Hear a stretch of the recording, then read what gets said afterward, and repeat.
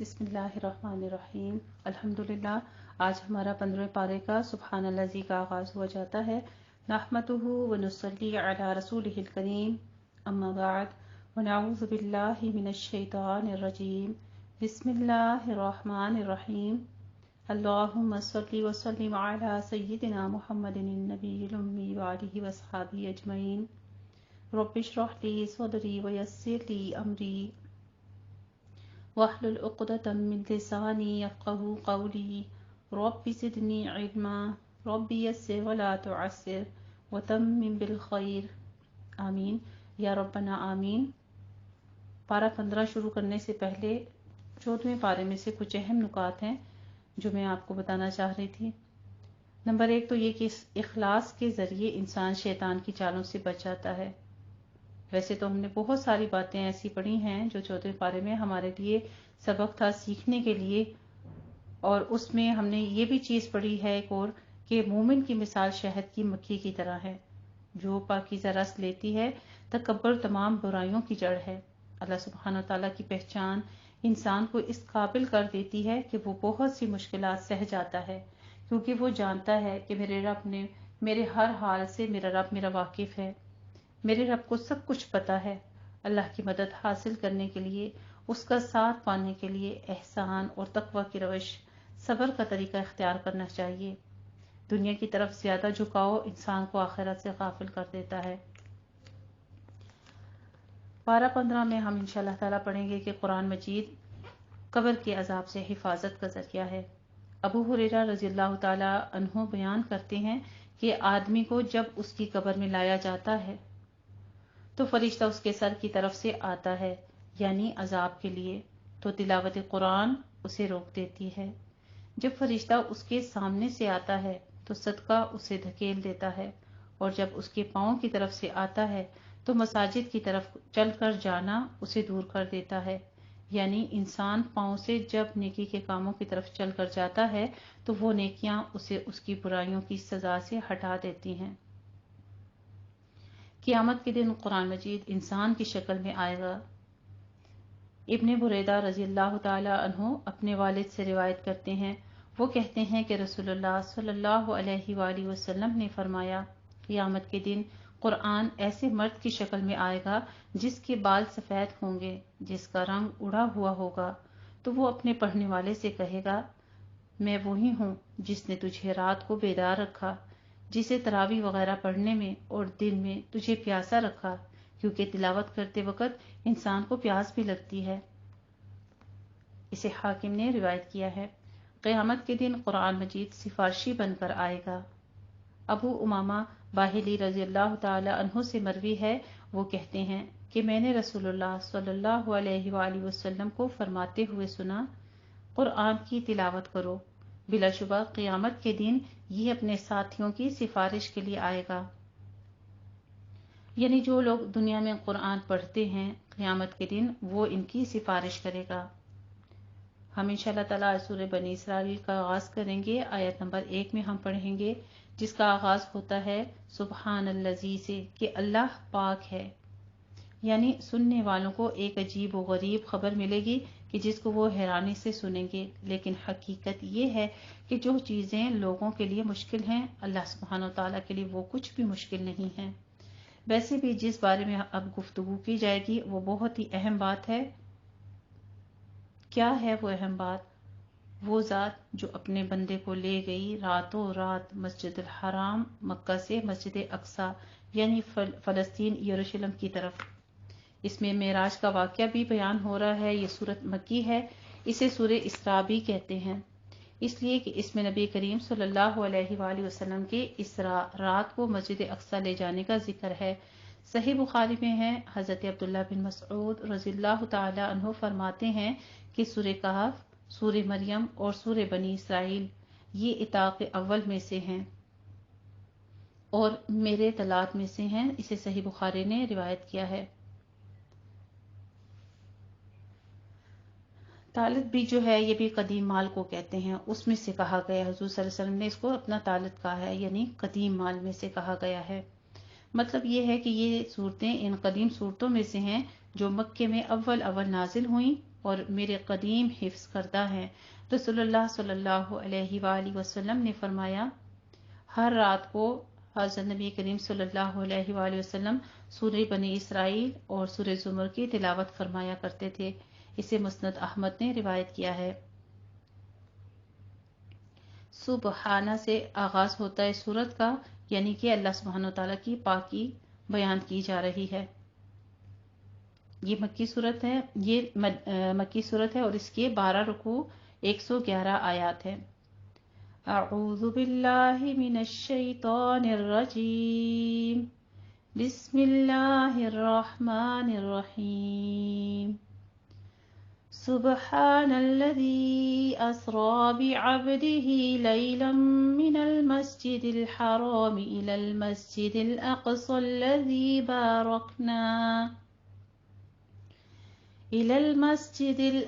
الذي باركنا حوله لنريه من آياتنا إنه هو السميع البصير وآتينا موسى الكتاب وجعلناه هدى لبني إسرائيل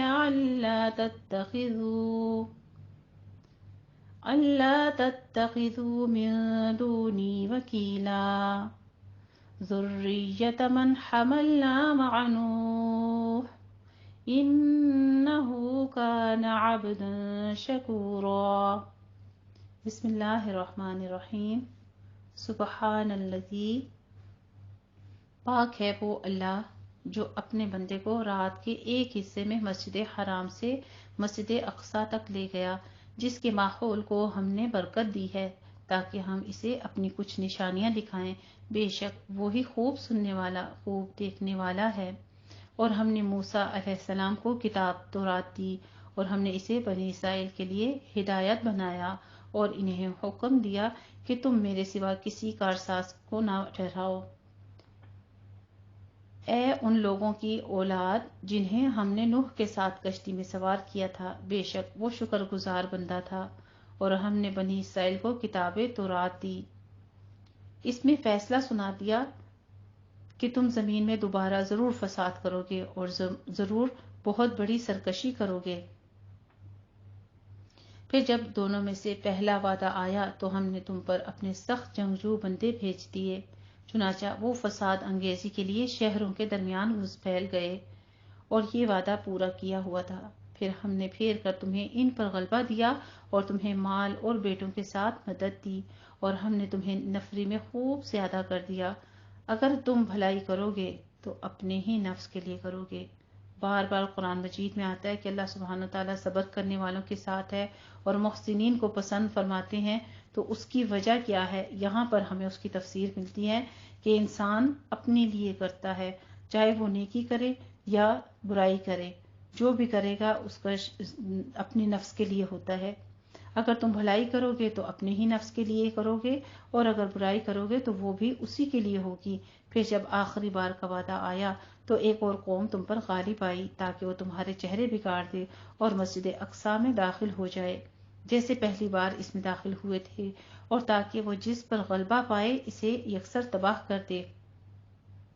قریب ہے کہ تمہارا رب تم پر رحم کرے، اور اگر تم پھر دوبارہ سرکشی کرو گے تو ہم بھی دوبارہ وہی معاملہ کریں گے، اور ہم نے جہنم کو کافروں کے لیے قید خانہ بنایا ہے۔ ان ھذا القرآن یہدی للتی ہی اقوم ویبشر المؤمنین، مومنین کے ساتھ پہلے ایمان اور ساتھ ہی بات ہے الذین یعملون الصالحات، وہ جنہوں نے عمل بھی کیا، صرف ایمان ہی نہیں لائے بلکہ عمل بھی کیا۔ بے شک یہ قرآن تو وہ راہ بتاتا ہے، یعنی ان کے لیے گائیڈ بک ہے جو سب سے سیدھی ہے، اور مومنوں کو بشارت دیتا ہے جو نیک کام کرتے ہیں کہ یقیناً ان کے لیے بہت بڑا اجر ہے، اور یہ کہ بلا شبہ جو لوگ آخرت پر ایمان نہیں رکھتے ان کے لیے ہم نے نہایت دردناک عذاب تیار کر رکھا ہے۔ اور انسان برائی کی دعا ایسے مانگتا ہے جیسے اس کی بھلائی کی دعا ہو، اور انسان بہت عجلت والا ہے۔ انسان چونکہ جلد باز اور بے حوصلہ ہے، اس لیے جب اسے تکلیف پہنچتی ہے تو اپنی ہلاکت کے لیے اسی طرح بد دعا کرتا ہے جس طرح بھلائی کے لیے اپنے رب سے دعائیں کرتا ہے۔ یہ تو رب کا فضل و کرم ہے کہ وہ اس کی بد دعاؤں کو قبول نہیں کرتا۔ اور اسی طرح کا مضمون سورہ یونس میں بھی ہے۔ تو انسان جب تکلیف آتی ہے کیسے اپنے لیے بد دعائیں کرے، اس سے بہتر تو مجھے یہ ہو جائے، اس سے بہتر تو مجھے یہ ہو جائے، کتنی قسم کے اپنے لیے برے الفاظ اور بری دعائیں کرنے لگ پڑتا ہے جو کہ بد دعا ہوتی ہے۔ اور اللہ سبحانہ وتعالیٰ اگر قبول کر لے تو پھر کیا وہ اس کے حق میں برا نہیں ہو جائے گا؟ تو اسی بارے میں فرمایا جا رہا ہے کہ انسان بہت عجلت کرتا ہے، اور ہم نے رات کو دن اور ان کو دو نشانیاں بنایا، پھر ہم نے رات کی نشانی تو محف یعنی بے نور کر دی اور دن کی نشانی روشن بنائی، تاکہ تم اپنے رب کا فضل تلاش کرو اور تاکہ تم برسوں کی گنتی اور حساب جان لو۔ اور ہم نے ہر چیز خوب تفصیل سے بیان کر دی ہے، اور ہم نے ہر انسان کا عمل نامے اس کی گردن سے لگا دیا ہے۔ استغفر اللہ العظیم۔ طائرہ فی عنقہ یعنی گردن کے بیچ میں ایک پرندے کی طرح سے، اس کے معنی کہ گردن میں ہے، گردن میں لٹکے ہوئے ہیں ہر انسان کے اعمال۔ امام ابن کثیر رضی اللہ تعالی نے طائر سے مراد انسان کے عمل لیے ہیں جو کہ اس کے اچھے ہوں یا برے، جس پر اس کو اچھی یا بری جزا و سزا دی جائے گی، گلے کے ہار کی طرح اس کے ساتھ ہوں گے، یعنی اس کا ہر عمل لکھا جا رہا ہے، اللہ کے ہاں اس کا پورا ریکارڈ محفوظ ہوگا، قیامت والے دن اس کے مطابق اس کا فیصلہ کیا جائے گا۔ یعنی ایک تختی سامنے گلے میں موجود ہوگی، کیسے انسان ان سے انکار کرے گا؟ اور جسے نافرمان ہوں گے وہ بھی اس علم کے ساتھ اٹھائے جائیں گے، ہر ایک کو پتا ہوگا کہ میں نے کیا عمل کیا ہے۔ ہر انسان کے ساتھ گلے کے ہار کی طرح چمٹی ہوئی یہ ہوگی تختی، اسی کے مطابق اس کے عمل ہوں گے، اور قیامت والے دن اسی کے مطابق اس کا فیصلہ ہوگا۔ وَكُلَّ إِنسَانٍ أَلْزَمْنَاهُ طَائِرَهُ فِي عُنُقِهِ، اور ہر انسان کے ساتھ اس کے نام اعمال اس کی گردن میں لگا دیے جائیں گے، اور قیامت کے دن ہم اس کے لیے ایک کتاب نکالیں گے جس سے وہ ملے گا، جبکہ وہ کھلی ہوئی ہوگی۔ کہا جائے گا اپنا نام اعمال پڑھ، آج تیرا نفس ہی تیرا حساب لینے والا کافی ہے۔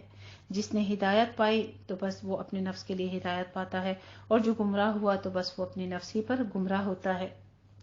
اور کوئی بوجھ اٹھانے والا کسی دوسرے کا بوجھ نہیں اٹھائے گا، اور ہم اس وقت تک کسی کو عذاب نہیں دیتے یہاں تک کہ ہم کوئی رسول بھیج دیں، اور جب ہم کسی بستی کو ہلاک کرنا چاہتے ہیں تو اس کے متکبر امراء کو حکم دیتے ہیں، پھر وہ اس میں نافرمانی کرنے لگتے ہیں، چنانچہ اس بستی پر عذاب کی بات ثابت ہو جاتی ہے، تب ہم اسے مکمل طور پر تباہ کر ڈالتے ہیں۔ وَكَمْ أَهْلَكْنَا مِنَ الْقُرُونِ مِنْ بَعْدِ نُوحٍ، اور ہم نے نوح کے بعد کتنی ہی قومیں ہلاک کر دیں، اور آپ کا رب کافی ہے اپنے بندوں کے گناہوں کی خوب خبر رکھنے والا، انہیں خوب دیکھنے والا۔ جو کوئی جلدی والی دنیا چاہے تو ہم اسی دنیا میں جس کے لیے چاہے جس قدر چاہے جلد عطا کرتے ہیں، پھر اس کے لیے ہم جہنم ٹھہرا دیتے ہیں، وہ اس میں مذموم اور دھتکارا ہوا داخل ہوگا۔ اور جو آخرت چاہے اور اس کی پوری کوشش کرے جبکہ وہ مومن ہو تو یہی لوگ ہیں جن کی کوشش قابل قدر ہے۔ کُلًّا نُمِدُّ ہَٰؤُلَاءِ، اور ہم ایک کو آپ کے رب کی طرف، ہر ایک کو اپنے آپ کے رب کی طرف سے عطا کرتے ہیں، ان کو بھی اور ان کو بھی، اور تیرے رب کی عطا کسی سے روکی ہوئی نہیں ہے۔ دیکھیے کس طرح ہم نے بعض کو بعض پر فضیلت دی ہے، اور یقیناً آخرت درجوں میں بڑھ کر رہے گی اور فضیلت دینے میں بھی بڑھ کر ہے۔ آپ اللہ تعالیٰ کے ساتھ کوئی دوسرا معبود نہ ٹھہرائیے، ورنہ پھر آپ مذمت کیے ہوئے اور بے کس ہو کر بیٹھے رہیں گے۔ وَقَضَىٰ رَبُّكَ أَلَّا تَعْبُدُوا، اور آپ کے رب نے فیصلہ کر دیا کہ تم اس کے سوا کسی کی عبادت نہ کرو، اور والدین کے ساتھ اچھا سلوک کرو۔ اللہ سبحانہ وتعالیٰ نے اپنی عبادت کے بعد دوسرا حکم، یعنی اللہ خالق حقیقی ہے جو کہ تخلیق کرتا ہے انسان کو، اور وہ روح کے ذریعے دنیا میں جب بھیج دیتا ہے تو پھر والدین ہیں جو دنیا میں لانے کا ذریعہ بنتے ہیں۔ تو پھر اپنی اطاعت کے بعد پہلا حکم کیا دیا ہے کہ والدین کے ساتھ احسان کرو، نیکی کرو، ان کے آگے عاجزی کرو، انکساری کرو اگر وہ اللہ سبحانہ وتعالیٰ کے حکموں کے تابع ہیں۔ اِمَّا يَبْلُغَنَّ عِندَكَ الْكِبَرَ، ان کے ساتھ اچھا سلوک کرو اگر ان دونوں میں سے ایک یا دونوں تیرے ہاں بڑھاپے کو پہنچ جائیں تو تو ان سے اف تک نہ کہہ اور انہیں مت جھڑک اور ان سے نرم لہجے میں ادب و احترام کے ساتھ بات کر اور ان کے لیے رحم دلی سے عاجزی کے ساتھ اپنے بازو پھیلاؤ، جھکائے رکھو اور کہہ میرے رب ان دونوں پر رحم فرما، رب ارحمہما کما ربیانی صغیرا، اے میرے رب ان دونوں پر رحم فرما جیسا انہوں نے بچپن میں میری پرورش کی۔ تمہارا رب خوب جانتا ہے جو کچھ تمہارے نفسوں میں ہے، اگر تم صالح ہوگے تو بلا شبہ وہ اپنی طرف رجوع کرنے والوں کو بہت بخشنے والا ہے۔ وَآتِ ذَا الْقُرْبَى حَقَّهُ، پھر اس کے بعد دوسرا حکم، اور قرابت داروں کو اس کا حق دے، اور مسکین اور مسافر کو بھی، اور فضول خرچی سے مال نہ اڑا، بے شک فضول خرچ شیاطین کے بھائی ہیں اور شیطان اپنے رب کا سخت ناشکرا ہے۔ قرآن کریم کے ان الفاظ سے معلوم ہوا کہ غریب رشتہ داروں، مساکین اور ضرورت مندوں مسافروں کی امداد کر کے ان پر احسان نہیں جتلانا چاہیے، کیونکہ ان پر احسان نہیں بلکہ مال کا وہ حق ہے جو اللہ سبحانہ وتعالیٰ نے اصحاب مال والوں کو مذکورہ ضرورت مندوں کا رکھا ہے۔ اللہ کا شکر ادا کرنا چاہیے کہ اللہ تعالیٰ نے ہمیں اس قابل کیا کہ ہمارے پاس کچھ ایسا ہے جو ہم اپنے سے کم تر کو دے سکتے ہیں۔ اگر ان کم تر کی جگہ پر ہم اپنے آپ کو سوچیں تو پھر ہمارے دلوں پر کیا گزرے گی۔ اگر صاحب مال جو ہے وہ یہ حق ادا نہ کرے تو اللہ کے ہاں مجرم ہوگا، یعنی یہ حق کی ادائیگی نہ کسی پر احسان ہے اور نہ کسی کے ساتھ کوئی زیادتی ہے، کسی کے اوپر زبردستی نہیں ہے، بس یہ تو حسن اخلاق کے طور پر اللہ سبحانہ وتعالیٰ کو صلہ رحمی کا جو حکم ہے اللہ کا وہ پسند ہے کہ مال میں نے دیا ہے لیکن اس میں اپنے عزیز و اقارب کا رشتہ دار کا بھی حصہ رکھتا ہے۔ اس پر یہی شکر ادا کرنا ہے کہ ہم جیسی ہمارے پاس ہے، بے شک تھوڑا ہو یا زیادہ، لیکن اپنے عزیز و اقارب کا بھی بیچ میں سے حق رکھیں اور وہ ان پر اپنی بڑائی جتانے کے لیے نہ ہو، کسی قسم کا احسان جتانے یا دکھاوے کے لیے نہ ہو، بلکہ یہی سوچ کر کہ اللہ سبحانہ وتعالیٰ نے مجھے اس قابل کیا ہے، میں اس کا شکر ادا کر دوں۔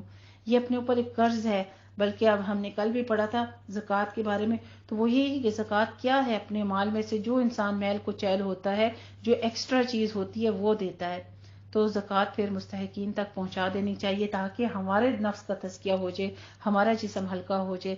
صدقہ خیرات کیا کرتا ہے، اپنے نفس کو پاک کرتا ہے، ہمارے مال کو پاک کرتا ہے۔ تو اگر ہمیں اپنے آپ کو صاف ستھرا رہنا ہوتا ہے، ہم نہاتے دھوتے غسل کرتے ہیں تاکہ ہمارے جسم سے میل کچیل اتر جائے اور ہمارا جسم ہلکا ہو جائے۔ اسی طرح اپنے مال میں سے صدقہ نکال دیا کریں، جتنا بھی ہو۔ اگر کچھ نہیں ہے تو کسی کو مسکراہٹ ہی دیتے ہیں، کسی کے ساتھ اچھے اخلاق سے بات ہی کر لیں، کسی کے ساتھ نرمی سے بات ہی کر لی، کسی راجاتے کو مسافر کو راستہ ہی دکھا دیا، کسی بینا کو نابینا کو تھوڑا سڑک پار کرانے میں مدد کر دی، یا اس طرح کی چھوٹی چھوٹی سی کتنی چیزیں، کوئی بزرگ دیکھے ان کا ہاتھ پکڑ کے راستہ کراس کروا دیا، روڈ وغیرہ، اس طرح کی بہت ساری چیزیں ہوتی ہیں۔ اگر ہم نظر دوڑائیں تو ہمارے لیے جو صدقے جاریہ بن سکتی ہیں۔ اللہ سبحانہ وتعالی ہم سب کو اس کی توفیق عطا فرمائے اور اپنا شکر گزار بنا لے۔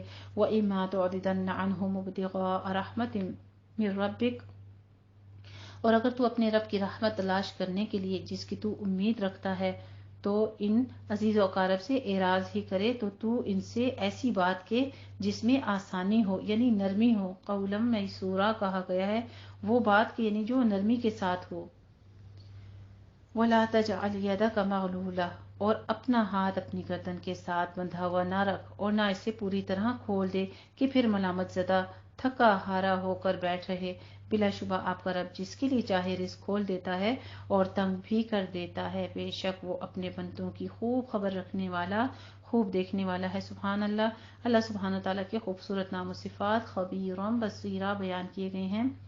وَلَا تَقْتُلُوا أَوْلَادَكُمْ، پھر ایک اور حکم آتا ہے کہ تم اپنی اولاد کو غریبی کے ڈر سے قتل نہ کرو، اور ہم انہیں بھی رزق دیتے ہیں اور تمہیں بھی، بے شک ان کا قتل کبیرہ گناہ ہے۔ اللہ تعالیٰ معاف فرمائے، یہ کتنا ہی آج کل ہمارے معاشرے میں پھیل چکا ہے۔ جگہ جگہ پر کہیں بیٹی کا پتہ کر لیتے ہیں الٹرا ساؤنڈ کے ذریعے سے، اور کہیں اور کتنی ہی ایسی چیزیں ہیں جس کی وجوہات پر اولاد کو قتل کر دیا جاتا ہے۔ یہ بھی قتل ہی ہے، ابارشن وغیرہ جو کروا لیتے ہیں جا کر، یہ جائز نہیں ہے ہمارے اسلام میں۔ یہ حکم سورہ انعام میں بھی گزر چکی ہے۔ حدیث شریف میں آتا ہے کہ نبی کریم صلی اللہ علیہ وآلہ وسلم نے شرک کے بعد جس گناہ کو سب سے بڑا قرار دیا ہے وہ یہی ہے۔ اسے صحیح بخاری نے روایت کیا ہے، یعنی یہ کہ تو اپنی اولاد کو زر سے قتل کر دے کہ وہ تیرے ساتھ کھائے گی۔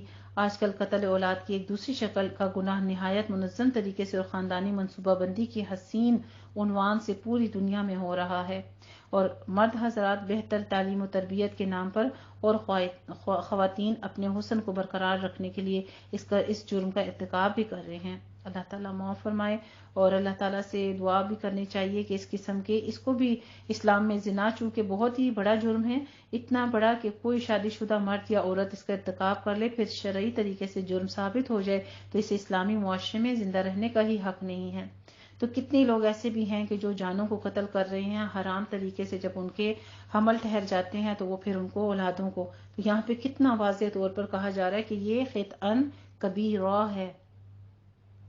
وَلَا تَقْرَبُوا الزِّنَا، اور تم زنا کے قریب مت جاؤ، یقیناً وہ بے حیائی اور بری راہ ہے، اور تم اس جان کو قتل نہ کرو جسے اللہ نے حرام کیا سوائے حق کے۔ حق طریقہ کیا ہے؟ حق کیا چیز ہے؟ حق کے ساتھ قتل کرنے کا مطلب قصاص میں قتل کرنا ہے، جس کو انسانی معاشرے کی زندگی اور امن و سکون کا باعث قرار دیا گیا ہے۔ اسی طرح اگر شادی شدہ زانی اور مرتد کو قتل کرنا بھی حق ہے، یعنی اس کے اوپر اس چیز کا قانون لاگو ہوتا ہے۔ وَمَنْ قُتِلَ، اور جو ظلم سے قتل کیا جائے تو ہم نے اس کے وارث کو غلبہ دیا ہے، چنانچہ وہ قتل قصاص میں زیادتی نہ کرے، بے شک وہ مدد کیا ہوا ہے۔ اور تم یتیم کے مال کے قریب نہ جاؤ سوائے اس کے جو احسن طریقے سے ہو، حتیٰ کہ وہ اپنی جوانی کو پہنچ جائے، اور تم عہد کو پورا کرو۔ پھر ایک اور حکم آ گیا، پہلے وَلَا تَقْرَبُوا مَالَ الْيَتِيمِ، کہ یتیم کے مال کے پاس نہ جاؤ، اور آگے دوسرا حکم آ گیا کہ اپنے عہد کو پورا کرو، بے شک عہد کے بارے میں سوال کیا جائے گا، وعدے کی پوچھ ہوگی۔ وَأَوْفُوا الْكَيْلَ إِذَا كِلْتُمْ، اور جب ماپ کر دو تو ماپ کو پورا کرو اور سیدھی ترازو سے تولو، یہ بہترین ہے اور انجام کار کے لحاظ سے بہت اچھا ہے۔ اور جس بات کا آپ کو علم ہی نہیں اس کے پیچھے نہ لگیں، یعنی کسی چیز کا کتنے احکامات لائن سے ہمیں سارا کچھ بتایا جا رہا ہے، یعنی جس چیز کا ہمیں پتہ نہیں ہے اس کی ٹوہ لگانا، بدگمانیاں قائم کر لینا اس بات کے بارے میں، یا اس طرح کی چیز جس کا علم نہیں ہے اس کے بارے میں سوچی جانا، خود سے قیاس آرائیاں کر کے دوسروں تک بھی پہنچانا، ایسے باتوں سے اور ایسے کاموں سے بھی روکا جا رہا ہے۔ والبصر والفؤاد اور سمع، یہاں پہ تینوں چیزوں کی پھر پوچھ کے بارے میں ذکر آ گیا، ان السمع والبصر والفؤاد، کہ بے شک کان، آنکھ اور دل، اور ان میں سے ہر ایک کے بارے میں سوال کیا جائے گا۔ یہ تینوں ایسی ہیں، یعنی جس چیز کے پیچھے تم پڑو گے اس کے متعلق کان سے سوال کیا جائے گا کہ کیا اس نے سنا تھا، آنکھ سے سوال ہوگا کیا اس نے دیکھا تھا، اور دل سے سوال ہوگا کہ اس نے کیا جانا تھا، کیونکہ یہ تینوں اعضاء علم کا ذریعہ ہیں، اور ان کو اللہ سبحانہ و تعالیٰ قیامت والے دن قوت گویائی یعنی بولنے کی قوت دے دیں گے، اور پھر ان سے پوچھا جائے گا، پھر اس دن انسان خاموش ہوگا۔ ہم سورہ یاسین میں بھی پڑھیں گے انشاءاللہ تعالیٰ، الیوم نختم علی افواہہم وتکلمنا ایدیہم وتشہد ارجلہم بما کانوا یکسبون، کہ اس دن مہر لگا دی جائے گی ان کے منہوں پر، اور پھر ان کے آنکھ، کان اور دل جو ہیں تو بس بات کریں گے۔ اللہ سبحانہ تعالیٰ ہماری آنکھوں کو، ہمارے دلوں کو، ہمارے کانوں کو اپنے اس کلام کے ساتھ جوڑے رکھے، اپنے احکامات کے تابع رکھے، تاکہ جب سوال ہو تو ہمارے حق میں فیصلہ کیا جائے۔ اور زمین پر اکڑ کر مت چل، بلا شبہ تو نہ تو کبھی زمین پھاڑ سکتا ہے اور نہ کبھی لمبائی میں پہاڑوں تک پہنچ سکتا ہے، یہ سارے مذکورہ کام ہیں، ان کی برائی آپ کے رب کے نزدیک ناپسندیدہ ہے۔ یہ وہ حکمت کی باتیں ہیں جو آپ کے رب نے آپ کی طرف وحی کی ہے، اور اللہ تعالیٰ کے ساتھ کوئی اور معبود نہ ٹھہراؤ ورنہ جہنم میں ملامت زدہ دھتکارے ہوئے ڈالے جاؤ گے۔ کیا پھر تمہارے رب نے تمہیں بیٹوں کے لیے چن لیا اور اپنے لیے فرشتوں میں سے بیٹیاں بنا لی؟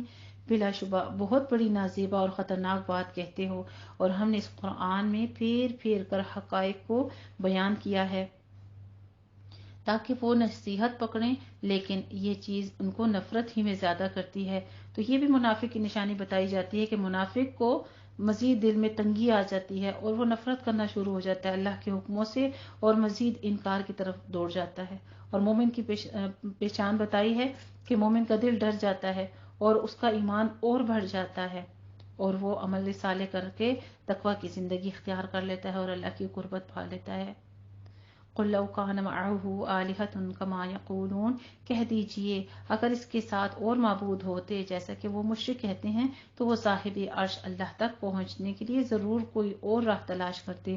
سبحانہ، پھر وہی آیت جہاں سے سورت کا آغاز ہو رہا ہے، سبحانہ وتعالی عما یقولون، وہ پاک ہے اور وہ مشرک جو کچھ کہتے ہیں اس سے کہیں زیادہ اعلیٰ و بلند تر ہے.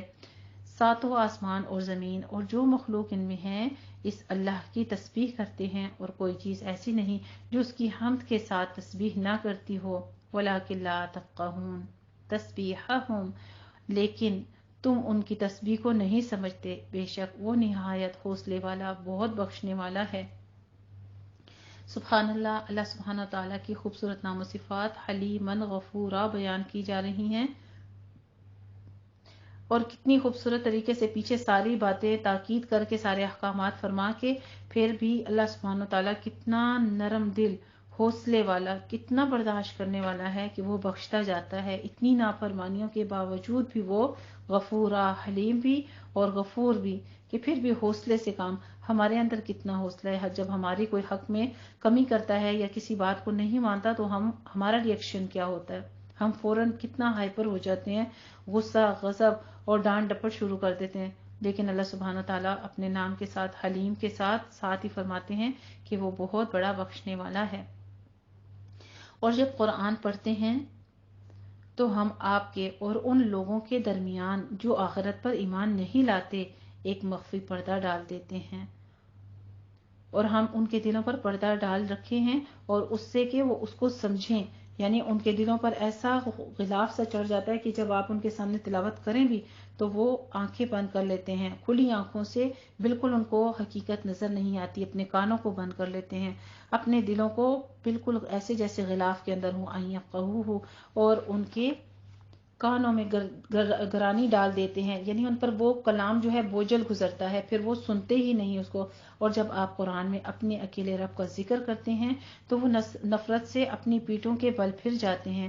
ہم خوب جانتے ہیں جس غرض سے وہ اس قرآن کو سنتے ہیں، جب وہ آپ کی طرف کان لگاتے ہیں اور جب وہ خفیہ مشورے کرتے ہیں. تب بھی جبکہ ظالم کہتے ہیں تم اس کی اتباع کرتے ہو وہ تو جادو کا مارا شخص ہے، دیکھیے انہوں نے آپ کے لیے کس طرح مثالیں بیان کی، وہ گمراہ ہو گئے لہٰذا وہ راستہ نہیں پاتے.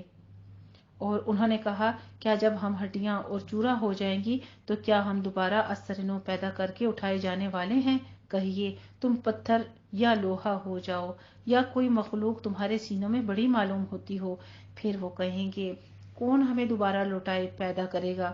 کہیے وہی جس نے تمہیں پہلی بار پیدا کیا. پھر وہ آپ کی طرف تعجب سے اپنے سر ہلائیں گے اور کہیں گے وہ کب ہوگا؟ کہہ دیجئے امید ہے کہ وہ قریب ہو، جس دن وہ اللہ تمہیں بلائے گا. فَتَسْتَجِيبُونَ بِحَمْدِهِ، تو تم اس کی حمد کرتے ہوئے تعمیل ارشاد کرو گے، اور تم خیال کرو گے کہ بس تھوڑا عرصہ ٹھہرے ہو. یعنی وہاں یہ دنیا زندگی کی بالکل تھوڑی سی معلوم ہوگی. یا جب انسان قیامت کو دیکھ لے گے تو دنیا کی زندگی انہیں ایسے لگے گی گویا اس میں ایک شام یا ایک صبح رہے.